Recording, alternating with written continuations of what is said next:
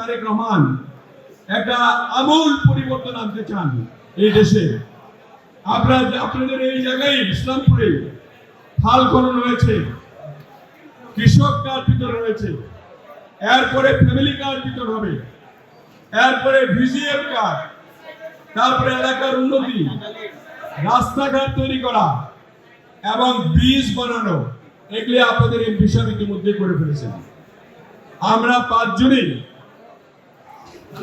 পাঁচজনে একত্রিত হয়ে এই জামালপুরটাকে এবার একটু উন্নতির শিখরে নিতে চাই।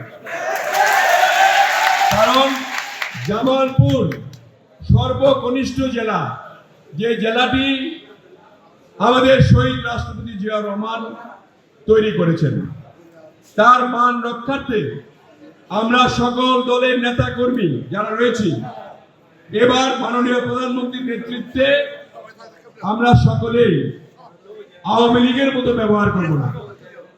জনগণের সঙ্গে জনগণকে সাথে রেখে আমরা সকল উন্নয়নমূলক কাজ করব এবং আমাদের কাছে যা আছে প্রত্যাশা জনগণের, সকল প্রত্যাশা পূরণ করার জন্য আমরা 100% চেষ্টা করব ইনশাআল্লাহ। আমাদের নদী ভাঙ্গন রয়েছে, নদী ভাঙ্গন রোধ করার জন্য যা যা করা দরকার আমরা করব এবং সকল দাবি আজকে আমাদের মাননীয় প্রধান অতিথির কাছে রেখে, কারণ তিনি বলবেন এমন কাজ হবে না, আমার মনে হয় বাংলাদেশ সরকারে এমন কেউ নাই।